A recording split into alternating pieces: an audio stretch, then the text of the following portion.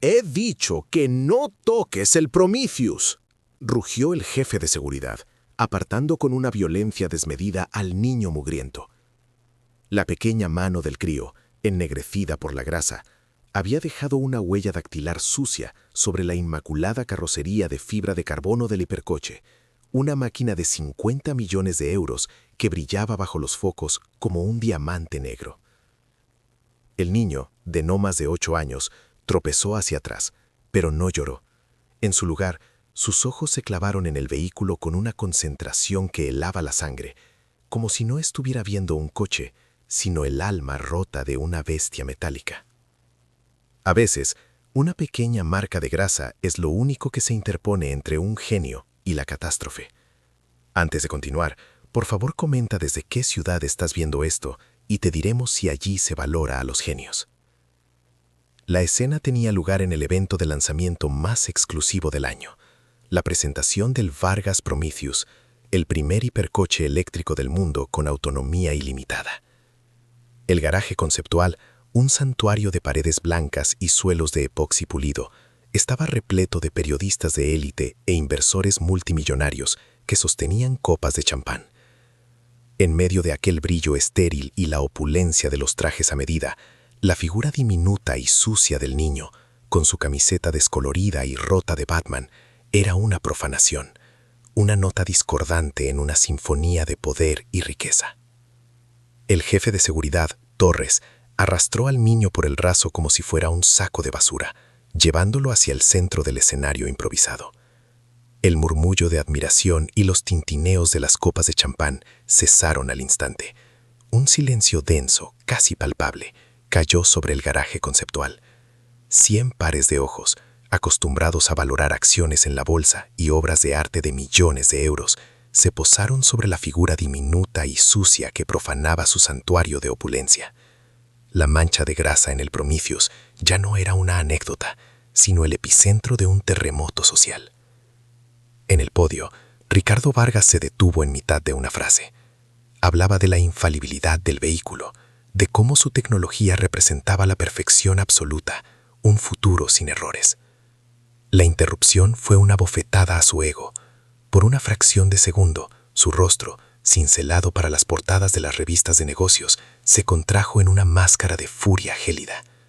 Aquel niño no solo había manchado su creación, había manchado su narrativa, el mito de control y perfección que había construido con tanto esmero.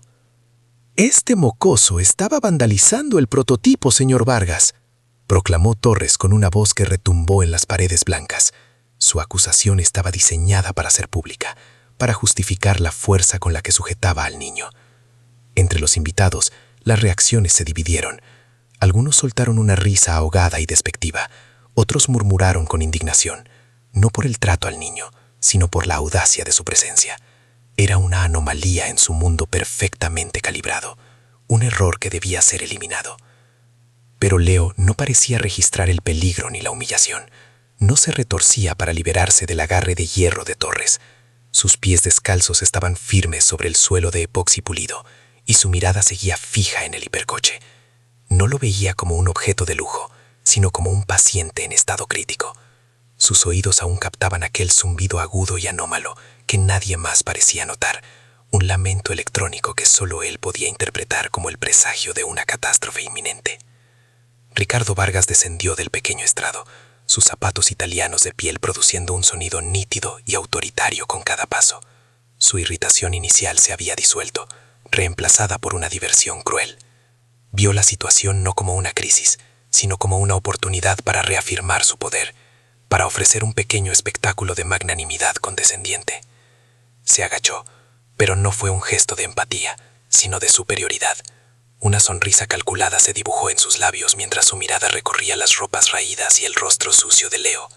¿Y qué sabe un pequeño experto en suciedad como tú sobre ingeniería de alto rendimiento?, preguntó, su voz proyectada para que toda la sala la escuchara.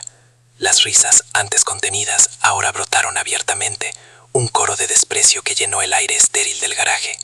Vargas levantó una mano para acallar a su público, disfrutando del momento. «Te daré una oportunidad, campeón», continuó, el sarcasmo goteando de cada sílaba. Te daré 30 segundos para que nos ilumines con tu sabiduría antes de que Torres te enseñe la salida. Y créeme, no será agradable. El desafío era una farsa, una broma diseñada para cementar su estatus y convertir al niño en el chivo expiatorio de cualquier imperfección.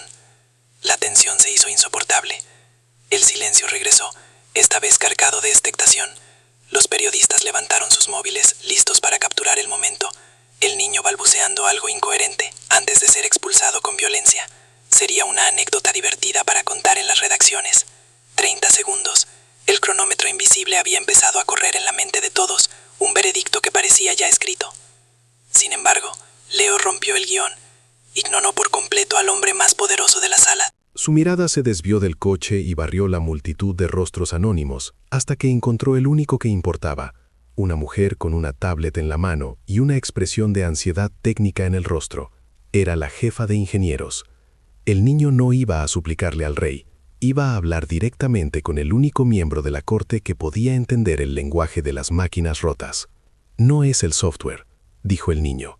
Su voz, áspera por la falta de uso, no fue un susurro, sino una declaración de hechos, tan fría y precisa como el acero. Se dirigió directamente a la ingeniera jefa, ignorando al magnate y al resto del universo. Han revisado el software 1000 veces, buscando un error de código que no existe. Están mirando el mapa equivocado. La ingeniera jefa, la doctora Aris Thorne, una mujer acostumbrada a liderar equipos de doctores del MIT, se quedó paralizada, con la tablet a medio camino de su pecho. La audacia del niño era tan desconcertante como su diagnóstico. En el podio, la mandíbula de Ricardo Vargas se tensó. La humillación de ser ignorado por un mocoso era casi peor que la interrupción inicial. El murmullo de la multitud se transformó de desprecio a una perplejidad expectante. Sin esperar respuesta, Leo se arrodilló. El gesto no fue de sumisión, sino de trabajo. Con la yema de su dedo índice, ennegrecido por la grasa, comenzó a dibujar sobre el lienzo inmaculado del suelo de epoxi. Las líneas que trazaban eran seguras y decididas, formando un esquema simplificado que solo un ingeniero podría reconocer. El contraste entre la suciedad de su mano y la pureza del suelo era una obra de arte en sí misma, la imperfección revelando la verdad. El problema está en el bus CAN, explicó Leo, su dedo deteniéndose en un punto crucial de su diagrama improvisado. Es la red nerviosa del coche, y la suya está teniendo un ataque epiléptico. No están escuchando las señales correctas porque hay demasiados gritos al mismo tiempo. Continuó, su voz ganando una confianza que resonaba con una autoridad inexplicable. Hay un conflicto de firmware entre el controlador del sistema de frenado regenerativo, el KERS, y el actuador hidráulico principal. Son dos dialectos distintos intentando dar la misma orden. El KERS quiere desacelerar para recargar, pero el actuador recibe una señal fantasma para mantener la presión. El tecnicismo de sus palabras cayó como piedras en el estanque silencioso de la sala. Esos dos componentes están creando un bucle de datos corruptos, un eco infinito que sobrecarga el procesador central. Cada milisegundo, el sistema se ahoga un poco más en información basura, pero está diseñado para seguir intentándolo, para no rendirse. Leo se levantó y señaló el Prometheus con su barbilla sucia. El coche funciona en modo de diagnóstico, por eso no lo han visto en el taller, pero por encima de 120 km por hora, cuando el sistema de gestión de energía pasa a modo de alto rendimiento, ese bucle de datos corruptos alcanza un umbral crítico. El niño clavó sus ojos en los de Ricardo Vargas, y por primera vez se dirigió al rey de aquel imperio. Su voz bajó, convirtiéndose en un presagio mortal. En ese punto, el protocolo de seguridad interpretará el bucle como un fallo catastrófico total, y bloqueará los frenos en seco. No es un fallo, señor Vargas. Es una sentencia de muerte programada en el corazón de su máquina perfecta. Mientras Leo hablaba, los dedos de la doctora Thorne volaban sobre la pantalla de su tablet, abriendo diagnósticos y líneas de código que había revisado cientos de veces. Pero ahora, con el mapa del niño como guía, no buscaba un error, sino la confirmación de un conflicto. Su rostro, antes escéptico, pasó por todas las fases de la incredulidad, hasta llegar a una palidez cerúlea. El sudor perlaba su frente. Levantó la vista, con los ojos desorbitados por el pánico y la revelación, y su mirada no se encontró con su jefe, sino con el niño. Su voz fue apenas un susurro, que sin embargo, retumbó en cada rincón del garaje. Dios mío, el chaval tiene razón. Lo hemos estado buscando en el lugar equivocado durante 6 meses. El silencio que siguió fue atronador, más profundo y pesado que antes.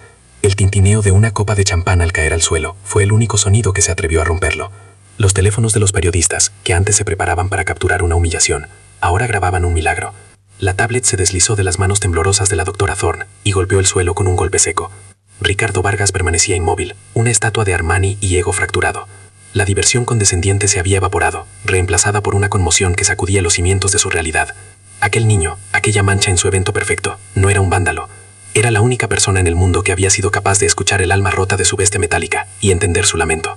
El impacto de las palabras de la doctora Thorne fue una onda expansiva de puro silencio. No era una ausencia de ruido, sino una entidad física, una presión que sorbió todo el oxígeno del garaje conceptual, dejando a 100 de las personas más poderosas del mundo, boqueando en un vacío de asombro. El sonido agudo de una copa de cristal estrellándose contra el epoxi fue como un disparo en una catedral, un sacrilegio que subrayó la ruptura de la realidad. Los rostros de los periodistas se habían transformado en máscaras de incredulidad. Las sonrisas condescendientes se habían congelado y desmoronado, reemplazadas por la mirada febril de quien acaba de presenciar un milagro o una herejía. Los móviles, antes preparados para capturar una anécdota cruel, ahora grababan con la solemnidad de un documento histórico. Esto ya no era una noticia de sociedad, era el nacimiento de una leyenda. Entre los inversores y las esposas de los senadores, una marea carmesí de vergüenza subió por sus cuellos. Aquellos que habían soltado risas ahogadas ahora evitaban la mirada de los demás, sus ojos fijos en el suelo inmaculado, como si buscaran un lugar donde esconder su juicio precipitado y su arrogancia expuesta. Se habían reído de su Salvador.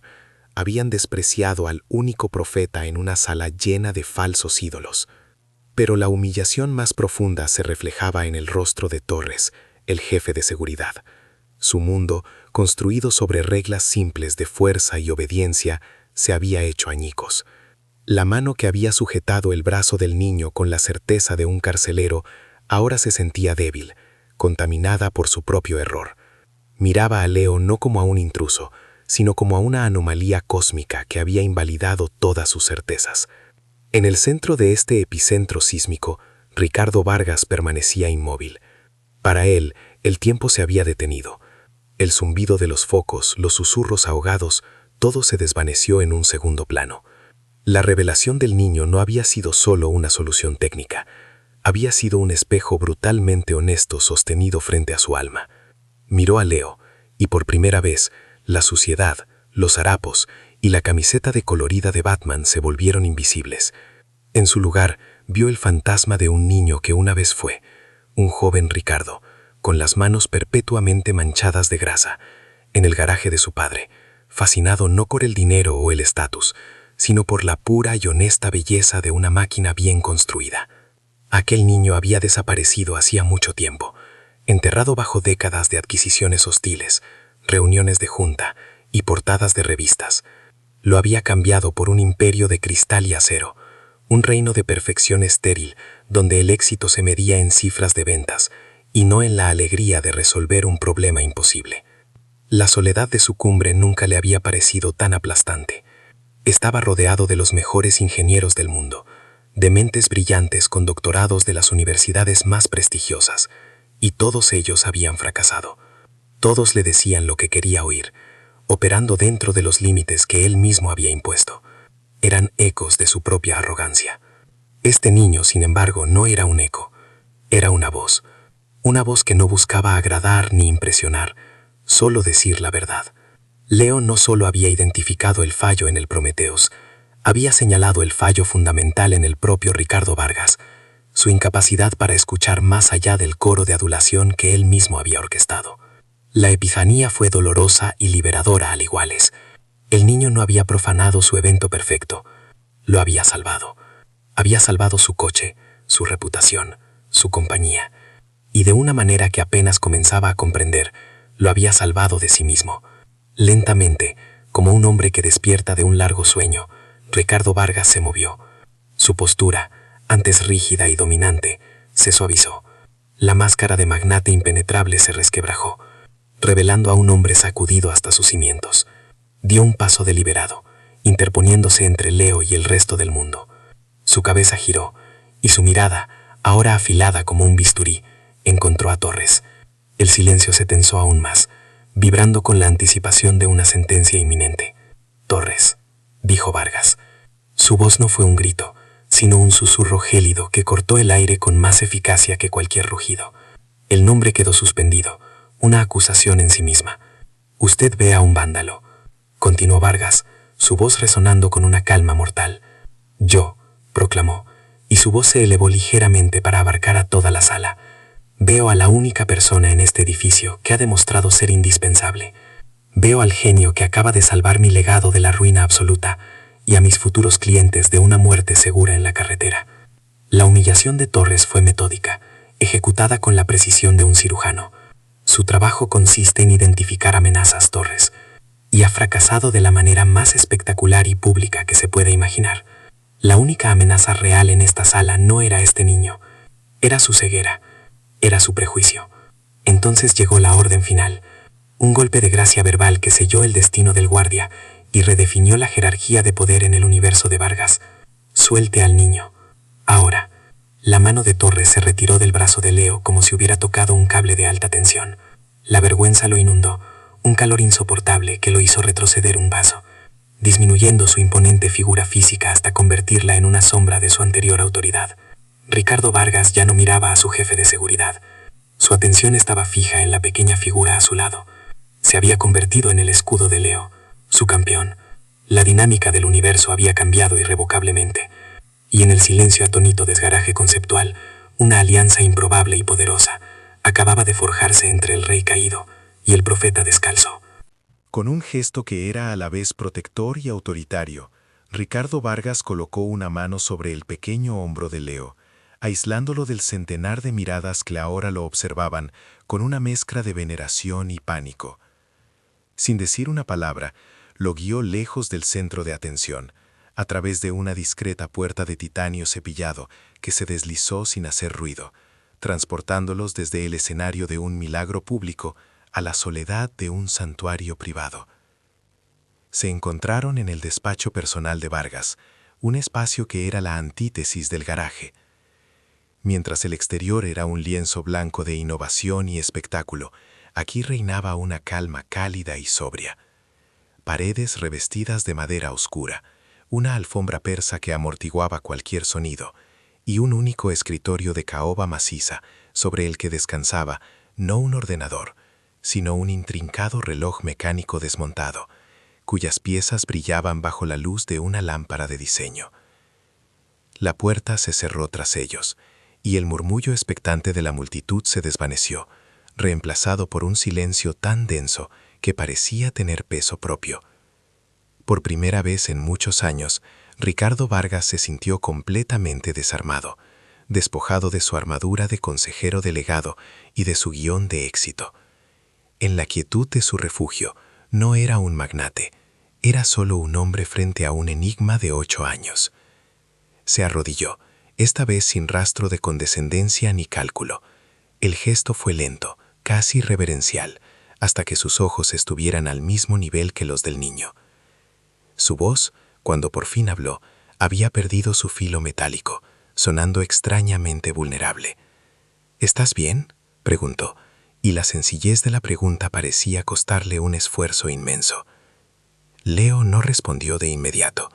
Sus pies descalzos se movieron ligeramente sobre la suavidad de la alfombra, una sensación probablemente ajena para él.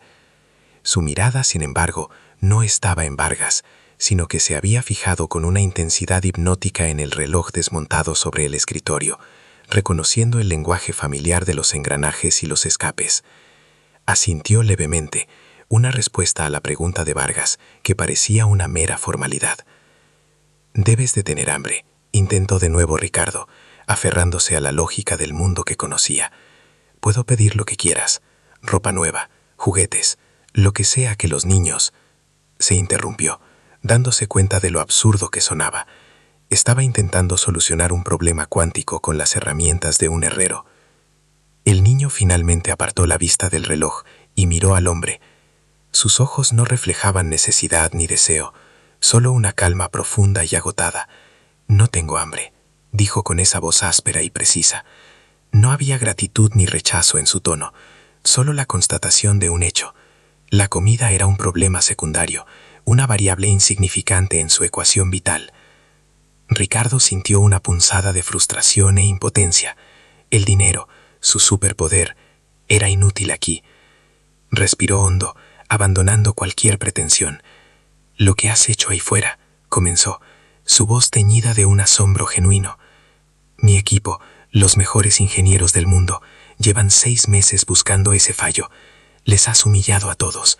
Me has salvado a mí. Se inclinó un poco más cerca. Quiero recompensarte. Ponle un precio, Leo. Un laboratorio propio, las mejores escuelas, un fondo fiduciario de 100 millones de euros. Es tuyo. Solo tienes que decirlo. Leo permaneció en silencio durante un largo instante, procesando la oferta no como un niño al que le ofrecen un tesoro, sino como un ingeniero que evalúa los parámetros de un sistema defectuoso. Su mirada recorrió el rostro del millonario, viendo más allá de la riqueza y el poder, detectando las finas líneas de fatiga y soledad alrededor de sus ojos. Entonces, pronunció las palabras que fracturaron definitivamente el universo de Ricardo Vargas. El dinero no arregla las cosas rotas, afirmó. La frase no fue una acusación, sino un axioma, una ley fundamental de la física emocional que el magnate había olvidado hacía mucho tiempo. Un silencio sobrecogedor llenó el despacho. Cada palabra del niño resonaba en el vacío que Ricardo había llenado durante años con adquisiciones, yates y edificios que llevaban su nombre.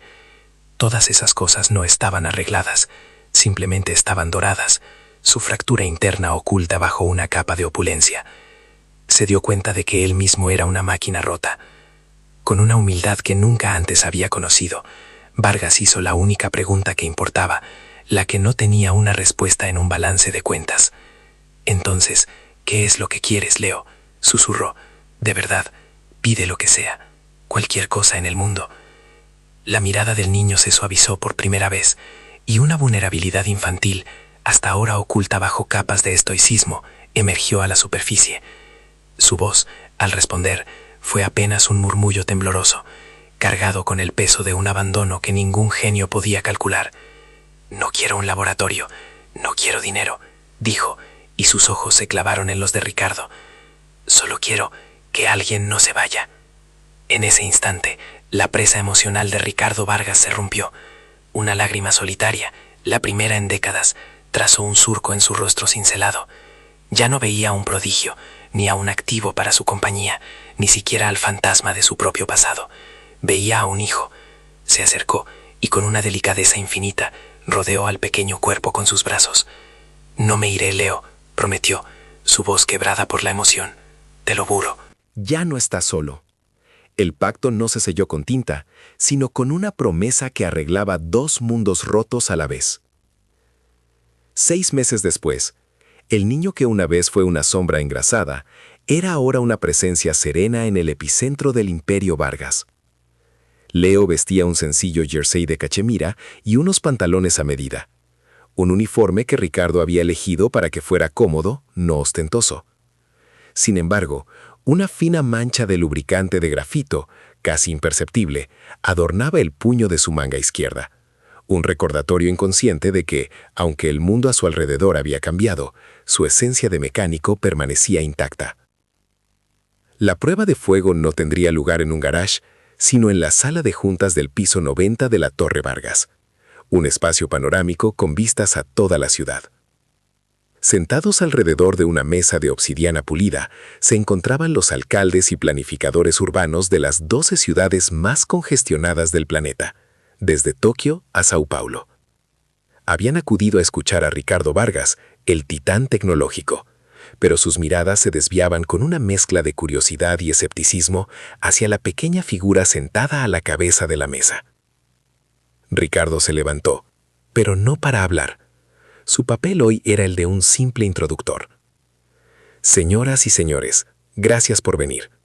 Muchos de ustedes enfrentan un colapso logístico en sus ciudades, un problema que miles de ingenieros no han podido resolver. Hoy les presento a la única mente que creo capaz de hacerlo, el arquitecto jefe de nuestra nueva división de movilidad urbana, Leo. Un murmullo de incredulidad recorrió la sala. La palabra niño flotaba en el aire, aunque nadie se atrevió a pronunciarla. Leo se puso de pie, sus pies apenas tocando el suelo desde la imponente silla de consejero. No parecía intimidado por el peso de la experiencia y el poder que lo rodeaba. Se acercó a una interfaz holográfica en el centro de la mesa y con un gesto de su mano activó una deslumbrante simulación tridimensional de una metrópolis caótica. Su voz, ahora clara y nutrida, conservaba su precisión clínica.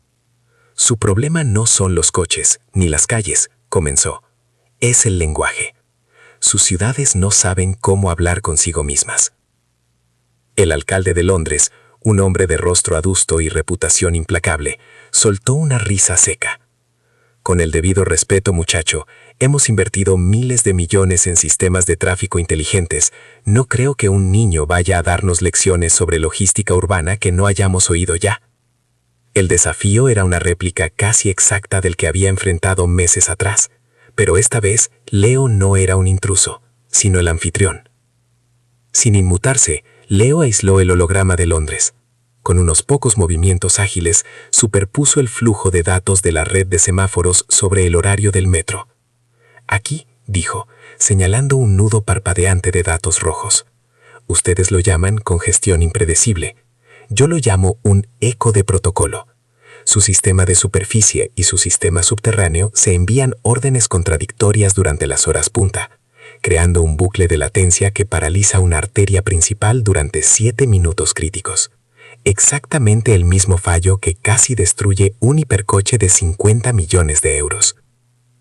El silencio que siguió fue tenso, cargado de una repentina y eléctrica atención. Los asesores técnicos del alcalde londinense se inclinaron hacia adelante, sus rostros transformados del aburrimiento a la fascinación. Leo continuó, su explicación fluyendo con una autoridad irrefutable mientras desgranaba su solución.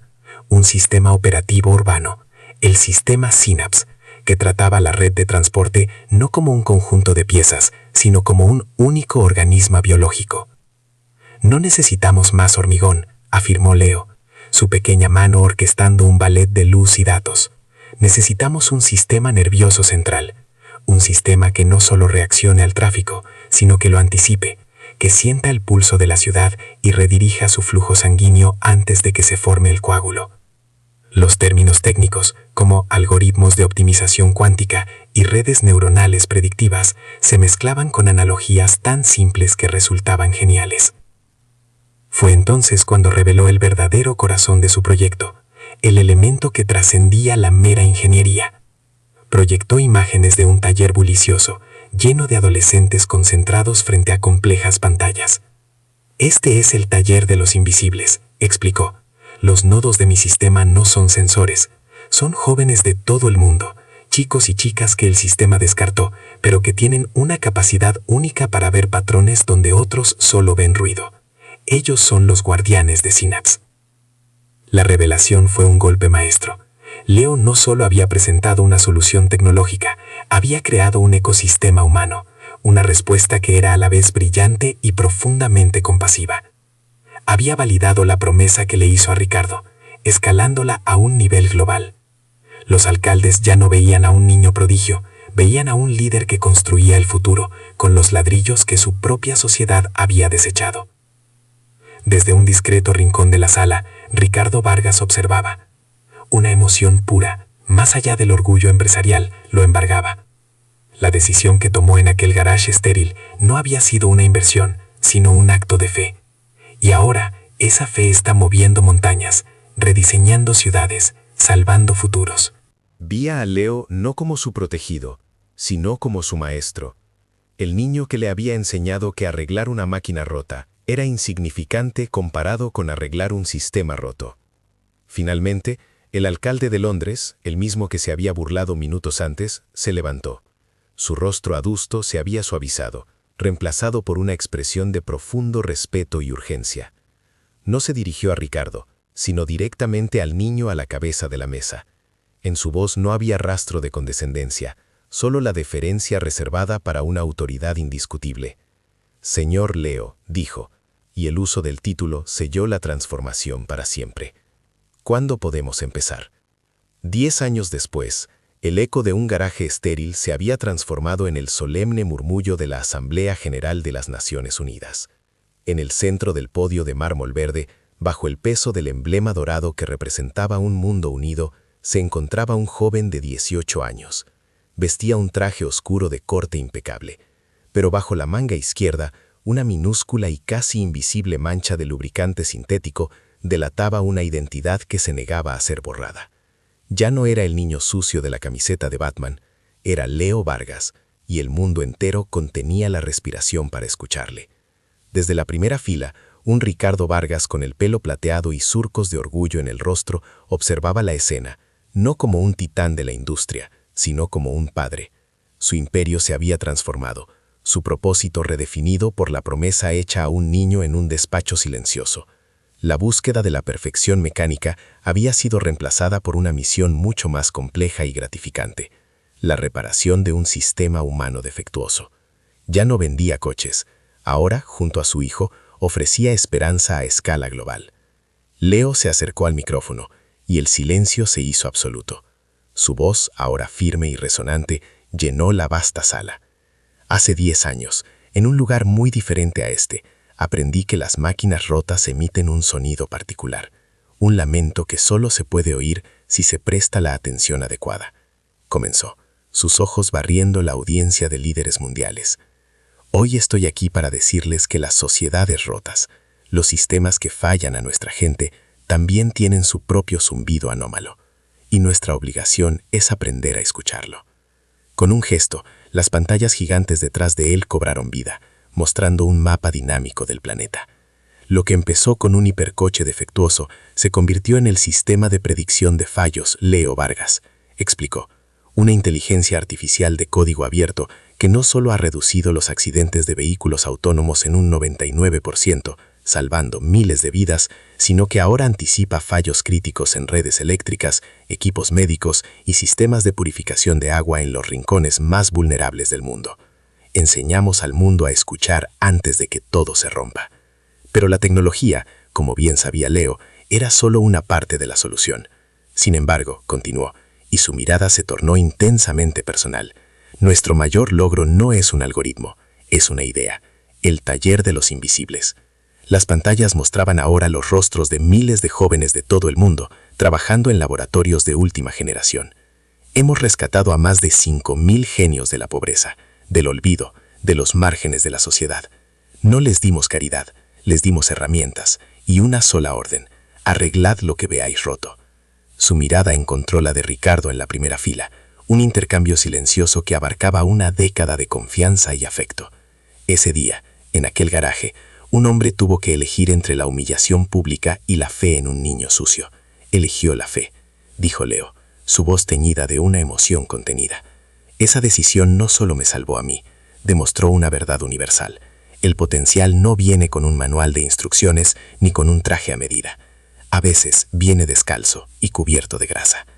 El joven arquitecto del futuro se dirigió entonces directamente a los delegados, su voz convirtiéndose en un desafío y una súplica.